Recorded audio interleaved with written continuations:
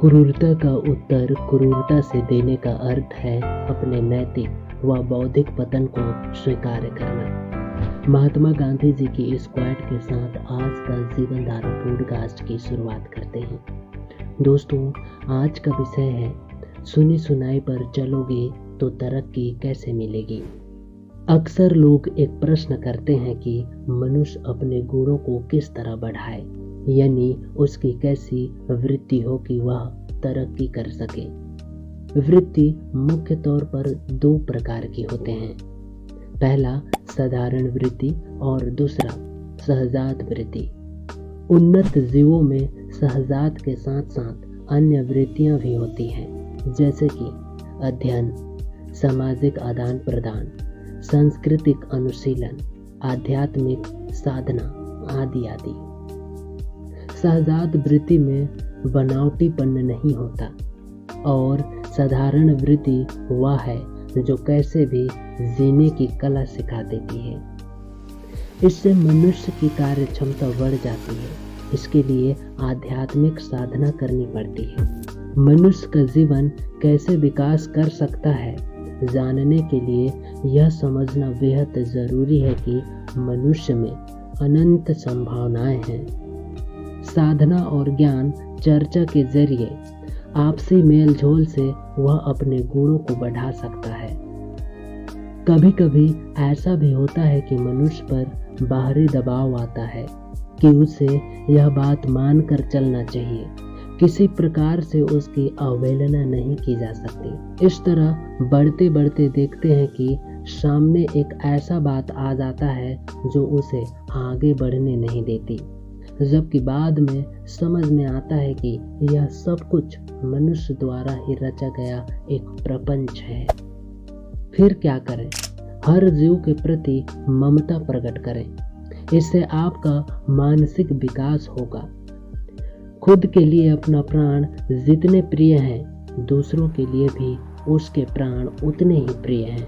फिर भी यदि कोई यह कहे कि इससे पशु अपने जीवन से मुक्ति पाएगा, तो फिर मेरा कहना है कि तुम भी तो एक मनुष्य हो और मनुष्य भी तो एक जीव है। तुम भी अपना गला काट कर मनुष्य जीवन से मुक्ति क्यों नहीं पा जाते? तुम भी मुक्ति दिलाने के लिए आत्मीयाई स्वयं जनों की मानव जीवन से मुक्त कर सकते हो। यह मुक्त करने का आंदोलन निरीह पशु के ऊपर ही क्यों है? यह बात सोचकर जो दूसरों के प्रति दया रखते हैं उन्हें ही साधु कहा जाता है। साधु बनने के लिए भस्म रमाकर घर द्वार छोड़ने की जरूरत नहीं है। यदि इस बोध को मन में रख कर विचार करें तो पता चल जाएगा कि सचमुच निरीह पशु की हत्या लोग सिर्फ अपने स्वार्थ के लिए करते हैं, अपनी वासना पूरी करने के लिए करते हैं। साख में भी वही है जो मांस में है, तो मैं ऐसा कार्य क्यों करूं? लेकिन कोई यह भी कह सकता है कि बलिदान करने से पशु को मुक्ति मिलेगी। यह बात शास्त्र में लिखा है तो क्या करूं? मानना तो पड़ेगा ही, लेकिन मन सोचता रहता है कि यह कार्य उचित नहीं है। ऐसे में शास्त्रों की बात मानकर चलना प्रगति में बाधा डालने के समान है।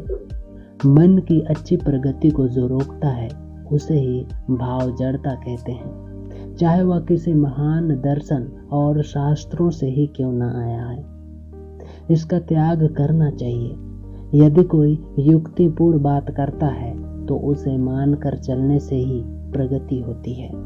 जो ऐसा करता है वही आगे बढ़ता है और कोई उसे रोक भी नहीं सकता। मनुष्य जीवन में व्यक्तिगत और सामाजिक उन्नति का आधार सहकारिता, त्याग और परोपकार प्रवृत्ति पर ही निर्भर है।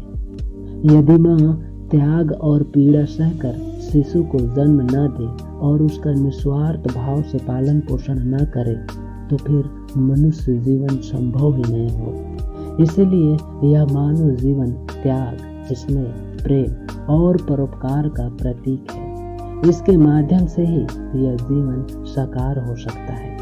दोस्तों, ये तो थी आज का जीवन धारा पॉडकास्ट। ये पॉडकास्ट आपको कैसे लगी नीचे कमेंट बॉक्स में ज़रूर कमेंट कीजिए।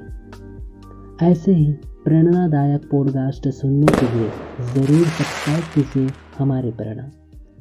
किसी अन्य विषय के साथ आपसे फिर मुलाकात होगी। तब तक के लिए देखते रहें और सुनते रहें हमारी प्रेरणा। धन्यवाद।